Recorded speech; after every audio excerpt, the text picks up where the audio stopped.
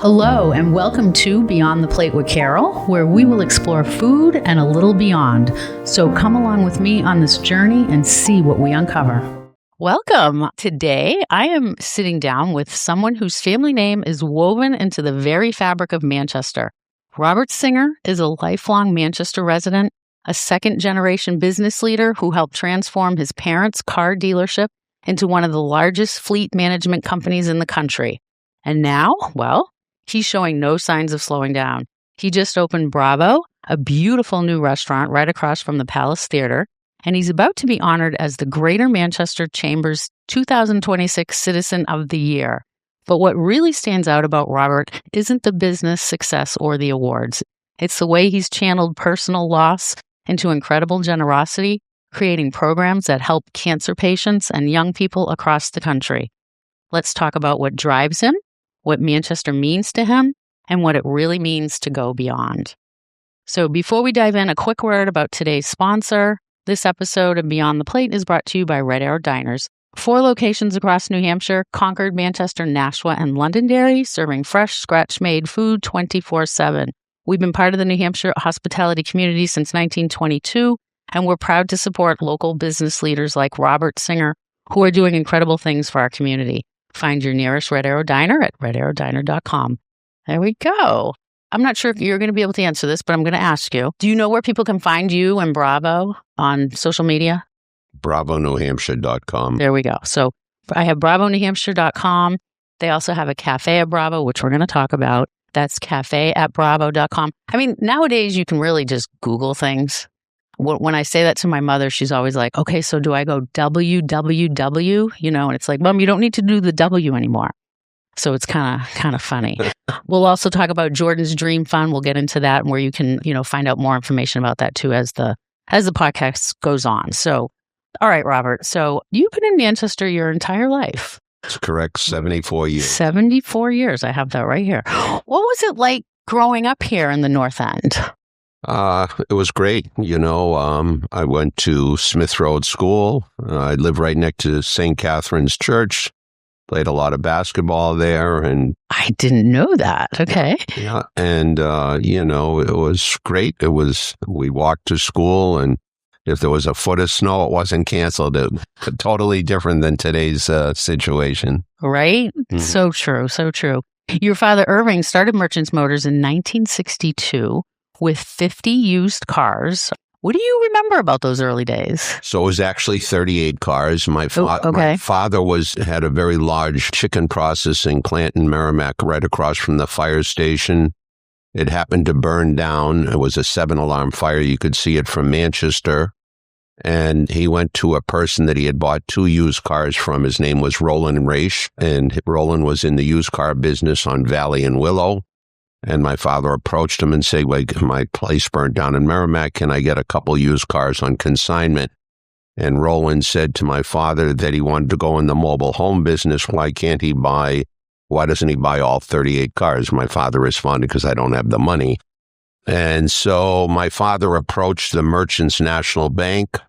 He put up a life insurance policy, and they gave him the money to purchase the 38 cars, and thus the name of Merchants, because of the bank's relationship.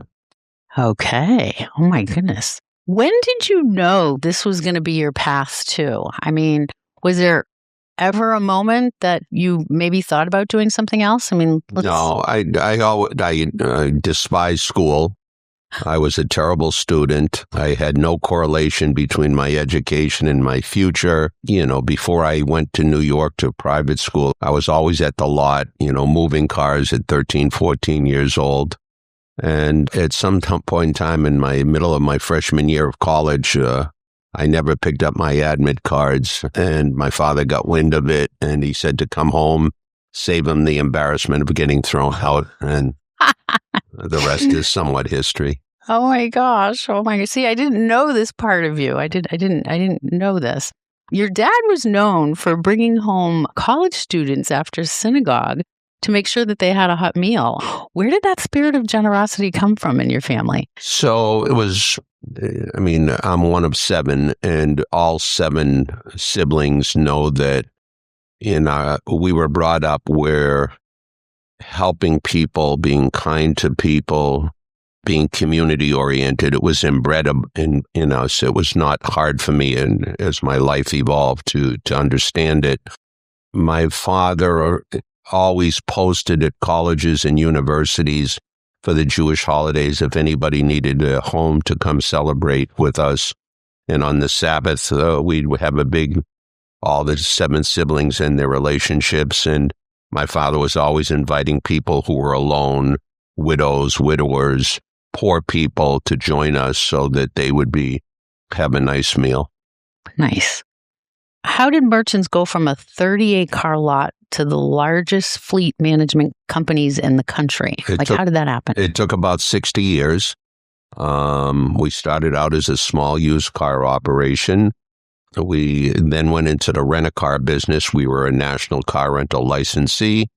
Then we went independent, and we had 22 locations in New Hampshire, Mass, and Vermont. We ultimately sold our daily rent-a-car company to Enterprise. We had many dealerships. We had a Mercedes-Benz, Audi, Volkswagen, Mazda dealership up in Keene named Patriot Motors. We had Merchants, Nissan in Concord. And at some point in time, when we started to evolve as a regional lessor, we decided to sell all our dealerships and focus in on growing our fleet management company. In New Hampshire, most people think of us as a very large pre-owned car dealership, which we are. And we took great pride in serving the people of New Hampshire for as long as we did. And, we spend a lot of money on technology, over the millions and millions and millions of dollars in technology so we could grow our fleet company and service major corporations. And at the end, when we sold out in 2022, we were the 4th largest fleet management company in America. We had about 70,000 cars on long-term lease, and we also had about 150,000 cars on services such as fuel and maintenance. Wow. You served as co-CEO with your brother Gary. That's correct. And then as president. Yes. What was it like running a family business with all your siblings? I will go public and tell you I was the worst CEO in the history of CEOs. I hated being an administrator. My want and my passion is being a deal maker. What was it to be like in a family business? I could write a book. It's a loaded question, isn't it? Because I know a lot about that too. Woo! In general, I think we did well. My father was, until he passed away in 91. So for 20 years, we all worked with him, and there were 6 desks lined up and one singer after another singer. And, my brother Stuart, my father bequeathed 1/7 to every sibling, and Stuart was the only one, my youngest brother, was the only one that never actively worked in the company. So, I don't know of Stuart. Yeah, Stuart came after Joy, so there were 5 boys in a row. My parents wanted a girl, so they kept on trying. They were so happy they had a girl, they named her Joy. And then 8, 9, 10 years later, something came unplanned, and my mother got pregnant. And one morning she told my father, I want to go jump off a bridge. And my father said, I'll go warm up the car. But now everything is great. Stuart's a wonderful sibling, and I'm very close with him. And he runs a very large law practice in Philadelphia. That is something I did not know. Mm-hmm. Oh my goodness. I didn't know that. I didn't know that. Wow. The company, Merchants Motors won so many awards. Best company to work for, recognition from Fortune. What is the secret to building that kind of a... So, again, we learned from my father to take care of your employees and take care of your customers. A very simple philosophy. He very strongly felt that if people like you, that's a big edge in business. So we tried to create I think we were very successful in creating a family type business, a culture. We took care of our employees. As the company did better, our employees did better. And most of our employees were there for many, many, many, many years. That tells a lot about, people, just that in general. Definitely. In 2022, your family made a decision to sell, after 60 years. That must have been an incredibly hard decision. How did that come about? So, a couple things happened that I think we were somewhat fortunate, lucky. When COVID came and the world closed down, people were shopping online, and we were in a position to start a partnership with Amazon, and we gave them about 10,000 vehicles, vans that we were fortunate enough. We were the only people in the country that had the ability to supply them. And even now we're in deep relationship with Amazon after the family has been sold. And, it evolved into FedEx. And then the other thing that was very favorable when the microchip shortage came about and nobody had inventory, manufacturers weren't making cars. We had all these cars that were coming off lease, and we were getting huge monies for them because nobody else had inventory. So those two factors made our profitability increase tenfold. And then our growth, our incredibly fast growth, and made a lot of people want to look at us and acquire us. That still must have been, how did it feel did you ever think, gosh, I never wanted to sell the company. It was a joke inside the company that I'd die working at Merchants. I looked forward to I was a type A compulsive obsessive, achievement-oriented deal maker, and I love going to work. Even though I only lived 5 minutes from the office, I drove fast every morning at 5:30, 6 o'clock to get there. I love my work. I didn't want to sell, but when the offers were such, and other members of the family were very much into retiring, and obviously I'm a team player, and that's what we decided to do. Okay. All right. Since retiring from Merchants, you've focused even more on philanthropy. You've said you feel like you're just in your embryonic stages of giving back. At 74, after decades of philanthropy, what makes you feel like you're just getting started? So, number one, I'm in a position to do it, both financially and time-wise, and I'm really enjoying it. I want to give back. And, I started out with doing... When Jordy passed, we named the new cancer center the lobby after Jordan. And then I thought it would be good when they had built a new emergency center at the Elliott Hospital, I named it after my mother and father. And then I wanted to perpetuate Jordan's name. So at the Manchester Boys and Girls Club, it's a big part of the building now. It's called the Jordan Singer Youth Enrichment Center. And then I'm affiliated with a Jewish organization on North River Road called Chabad. We did a lot of good work up there and named it after my mother and father. It's now called the Bernice and Irving Jewish Center for Living. And now I'm involved in a bunch of projects as I go forward. I just bought a building and I'm going to donate it to an entity called Family Promise, which is going to take care of families that are homeless. I'm doing something of significance at the Mark Stebbins Community Center on the west side, which I'm really happy about. It's a part of the city there. The kids need a lot of good things to happen, and the Boys and Girls Club are going there, and I'm in deep relationship with them, so I've done something significant there. And I'm teaming up with Joy and Michael, my sister, my only sister, and my brother-in-law. We're going to name a new addition at the Webster House, a 150-year-old orphanage. So I've done some things, but in the middle of doing some things, and I have a want to do a lot more. Wow. Okay, so let's go back to Jordan just a little bit. In 2017 is when you lost Jordan. Can you, he was only 28. Can you tell me a little bit about Jordan and what he was like? Yeah, so Jordan was very special. I just remember him when he was little. Yeah, and he was always a healthy kid and a very well-liked kid and played a lot of sports. And I took everybody down to a club I belonged to in Miami called Turnberry Isle. And we were playing golf, Jason and I and Jordan and one other fellow. And Jordan swung an iron and, he went like that, it hurt. I said, what's that about? And he said that he heard it playing Frisbee a year ago and it never really healed. I brought him up. He was going to school at Loyola in Chicago. And I brought him up to a hand specialist, famous guy. And between his thumb and his finger on his right hand, they took out a tumor and they read it benign. He went back to school. The hand never really healed well. And it turned out he was diagnosed with a very rare sarcoma called epithelioid sarcoma. And we put together the number 1 and 2 sarcoma people in the world, one from Dana-Farber in Boston, one from MD Anderson in Houston.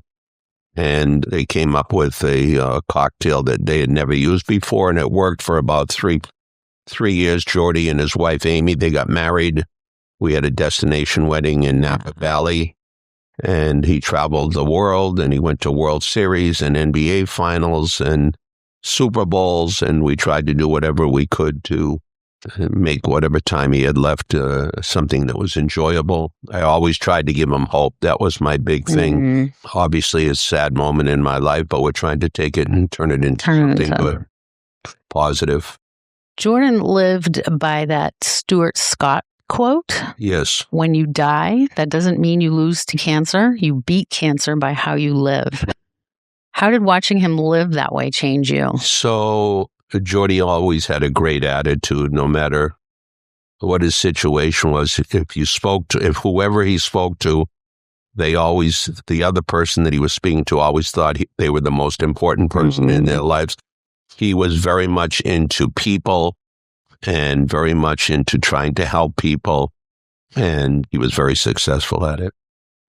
So let's talk a little bit. You created Jordan's Dream Fund, first national program helping young sarcoma patients afford travel and lodging, clinical trials. I mean, we know what inspired that mission. Let's talk about that a little bit. So when his chemo treatment stopped and he started to go to clinical trials that were, not yet proven. And so one of his, I think it was either his second or third clinical trial, was at Northwestern in Chicago. And I went down there with him. I flew down with him, and he liked to eat. So we always would go out to fine restaurants. And after my own heart. Yeah, he was a foodie. And he met a kid down there that was his age, 28 years old. He was a pharmacist. And he had the same sarcoma that Jordy did, epithelioid, but instead of affecting his arm, it affected his leg. So he had an amputation down from his knee down. Jordy had befriended him, and the young gentleman shared with Jordy how difficult it was to miss work, to fly down to Chicago, to leave his family. And so when Jordy was really sick, he told me, he said, "Dad, if God forbid anything happens to me, I'd like you to create some kind of fund to help people that don't have the money for clinical trials." So that's the way that we started Jordy's Dream Fund. Wow. And we're working with the Sarcoma Foundation of America, and we have a partnership with them, and you apply for funds, and we, on an annual basis, we give away quite a few awards. I'm sure Jordy's looking down and is very, very proud. Wow, that's incredible. Beyond healthcare, you've invested in so many other areas of Manchester's life. We talked a little bit about the Boys and Girls Club, just named a space after Jordan. What does it mean to see his name associated with helping kids? That's exactly what Jordy would want. His career was helping. He had a basketball school for girls, and it was doing spectacular. He had college coaches coming out from all over the country, and he'd run these clinics for people that wanted to go on to play college hoop. So it's perfect. Exactly what he would have wanted. Love it. You partnered also with Palace Theater to create the Singer Center for the Arts. Why is investing in the arts so important to you? I think I'm trying to, my goal and want is whatever makes Manchester better as a community. That's what I want to do. So the arts, I think Peter Ramsey and the Palace have done great things. Great things. Between the Rex and the Palace, they do a couple 100,000 people attending on an annual basis. Hanover Street is now vibrant. It's probably the best street in Manchester. That is. And, Peter's done great work, and he was a dear friend of my mother's. And so he asked me one time, I bumped into him, and he said they had bought a building on Amherst Street from New England College, and he took me for a tour. And he said, and that's where a lot of young kids now are practicing the arts and theater. And he said, wouldn't it be great to name it after your mother? And so that's how that all evolved. And then, Bravo and the Palace are in great partnership as well. And obviously, we're right across the street from the Palace, and they bring us a lot of business. Yeah, we're going to get to Bravo for sure. Okay. Oh, yeah. One more. You've said Manchester people are different and special. What makes this community unique to you? So, number one, I think we're in a location we're very fortunate. We're in less than an hour from the ocean, less than an hour from the mountains, less than an hour from Boston. We're a city of 100,000 people, but it seems to me that it's easy to know. I know so many people in Manchester. I consider it a relatively safe place, a great place to raise a family, beautiful, the Four Seasons. And I just think the people are different. They're special. The Manchester people are special. Yeah. I have to totally agree with that.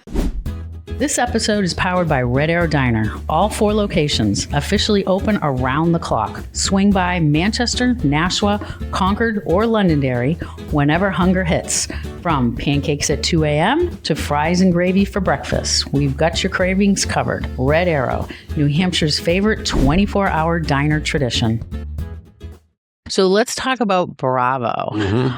When you guys told me that, I was like, are you for real? You want to open a what? I love it when people say they want to open a restaurant. I just love it. So they opened in October, like we said, right across from the Palace Theater. And I mean, I know you and Rhonda are foodies. You like to eat. You like to go out. How did that come about? How did all of a sudden you start, okay, we're going to open a restaurant? So Rhonda and I, prior to opening this restaurant, we were eating out 7 nights a week, and we're bar people. Us too. And we'd meet up quite a few times. And there was a restaurant on Elm Street that was our favorite called the North End Bistro. And we'd eat there 3-4 nights a week, and it was a neighborhood situation. It seemed like every night we went in there were the same people. Remember, we had to get there at a certain time to make sure we had a seat. Yeah, exactly. At Prime Rib Tuesday. Yes. And so we were always sitting at the bar and socializing, like to communicate and converse with people and learn about them. And there was a young man sitting to my left, and I said, "What do you do?" He said he was a chef. And I said, "Yeah, where are you a chef?" And he told me the Manchester Country Club, and I've been a member there for 40 years. And Rhonda and I befriended him and his girlfriend. And for a couple of years, we became really friends, socialized with him a lot. And like every chef, they all have a dream of owning their own restaurant, but most of them don't have the funds to open it. And Rhonda wanted to do something a little different in her life. And so between those two people, they convinced me to open this restaurant. It's funny because not only did I in retirement open the Café in Bravo, the fine dining restaurant, I bought the New Hampshire Union Leader. And so I've now gone into 2 industries that have the highest fatality rate of any businesses in the world. So a lot of people are questioning whether, as I age, have I lost some of my sanity? What's going on? Yeah. Well, and the chef you're talking about, of course, is Chef Daniel Henry. He was from the Manchester Country Club. Those early days, what were those conversations like with Chef Daniel? So, he was very enthusiastic about opening a restaurant, and Rhonda was also. And one day they called me up. I really didn't know they were looking for sites. I thought it was sort of a fantasy. And they called me up to come look at a site. And I said, I really don't want to look at it because there's no parking down there. But they said, come on down. And we went down, and I liked the space. And was it that space? Yes. That was the only spot that we really had looked at. Yeah. Okay. Mm-hmm. So tell me, how were you feeling during that when you saw the space? How? I thought it was across from the Palace was a big thing. Mm-hmm. That was a huge thing. And I always think, it's good to be next to people that do the same thing. So the Crown and the Hanover Street Chop House and Hooked and Ignite and Industry East, it's a destination for food. And so, when we engaged an architect out of Portsmouth Market Square in Harvey, they said, we could do something really special there. In my opinion, we've done something that's extraordinary. It's beautiful. It's magnificent. Has a great vibe, spectacular beauty, great food. And I look forward to going there every night. And if I didn't own the restaurant, I'd be there every night. Actually, I love this part. I love to, for someone that hasn't been to Bravo yet, and shame on you, you really need to get over there. Walk somebody through the front door. Let's talk about Bravo first, and then we can talk about the cafe. Sure. So there are two different vibes in the restaurant. When you walk in, there's a 22-seat bar with an open kitchen and just maybe 3 or 4 two tops. And so the bar is the showpiece. It's a magnificent bar, physically beautiful, very comfortable. Colors are nice too. It's a nice vibe. Yeah. Very nice vibe. And you have the open kitchen. So the bar and the open kitchen are the showpiece of that aspect of the restaurant. And then if you go to the right, we call it the fine dining sunroom, where there's a wine bar that seats 12 people. And most of the seating in the restaurant is in there and have accordion windows. In the summer, we'll be able to open up the windows. That's going to be cool. Yeah. And we will have a lot of dining outside. We have a 20-seat patio that we haven't used yet because we opened up in the fall. Where's the patio? The patio is where the sunroom is, but towards the back. Okay. Towards Citizens Bank. Mm-hmm. And then we're going to use the sidewalk as well. The city has given us approval to have a lot of seating on the sidewalk. So we're looking forward to the spring and summer coming. So let's talk about the menu a little bit. What can people find on the menu? So Chef Dan is a world-class chef, in my opinion. Some of the specialties that we have is we have a Chilean sea bass on pad thai, which is very ridiculous. Popular. Yeah. And then we have a short rib on a foot-long bone that is a showpiece and delicious. We have a seafood casserole that's special. We have Dover sole. We have all kinds of fishes. We have haddock with a crab and lobster on it. We have all kinds of great steaks. Our pork chop is fantastic. It's drizzled with an apple jam, and it's spectacular. And we have an array of pastas. I haven't eaten any of the pastas yet because I'm on a low-carb diet, so I can't comment on them. But they're delicious. You know what I like about your menu? I don't eat a whole lot, and sometimes we'll split. But what I like is, your appetizers also. There's a nice range of appetizers. I mean, of course, we all know what my favorite is, the duck potato. It's amazing. It's amazing. Chef Daniel does an amazing job.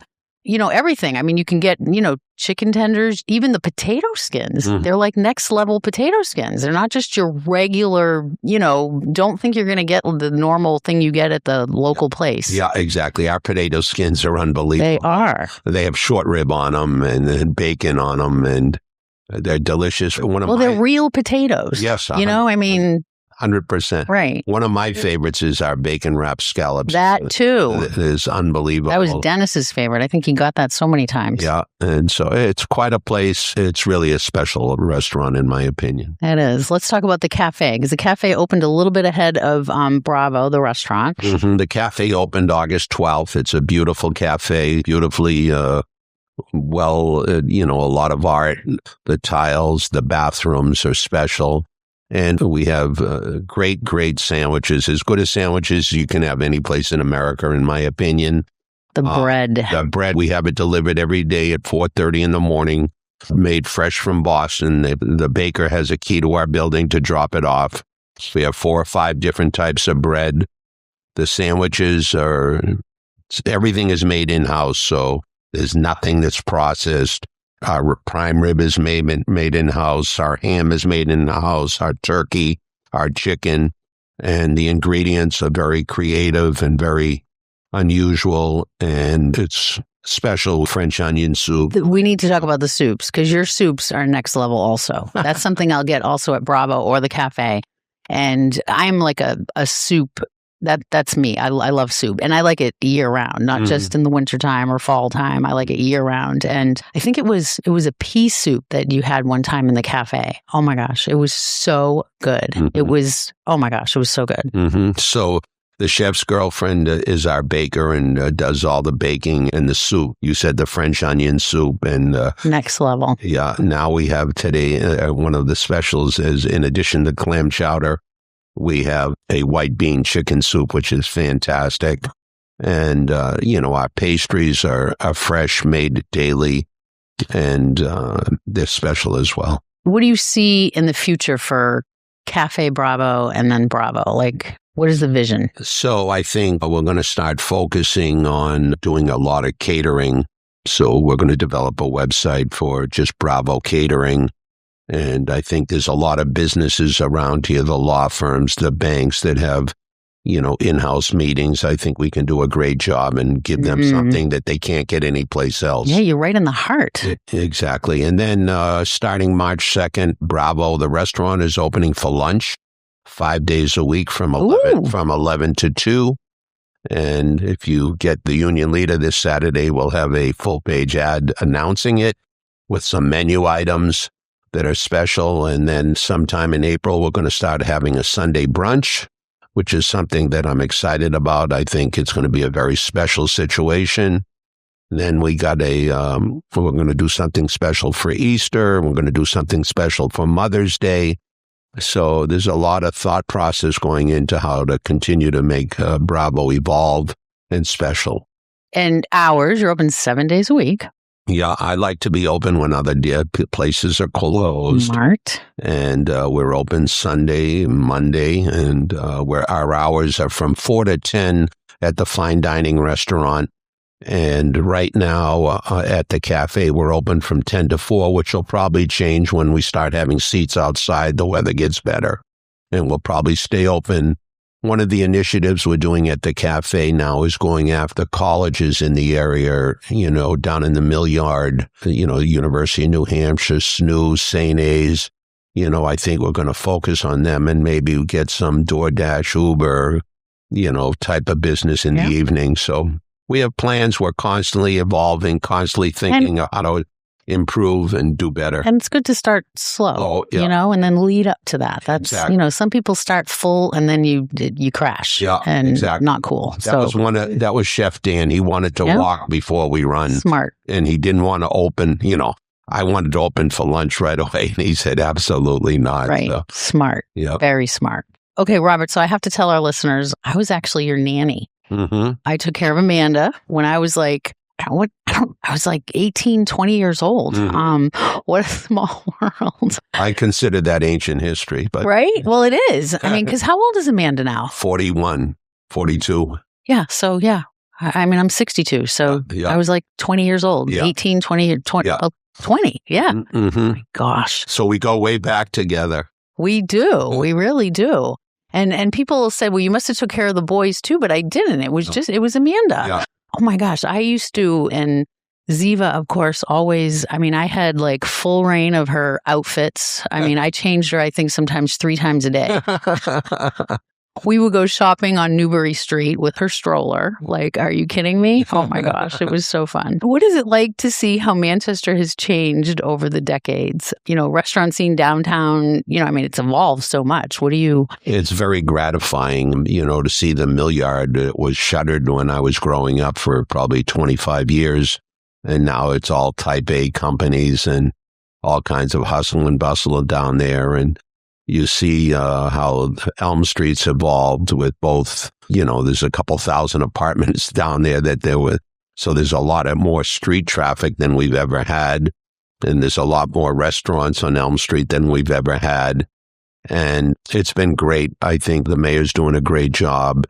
And I'm bullish on the future of Manchester. I think Manchester's like food mecca. Yeah. You can get all different ethnicities. Yeah, it's great. It's great. So both of us in the family businesses, right? Mm-hmm. What advice would you give to someone that is, maybe thinking of starting a business with their family? Load up on meds.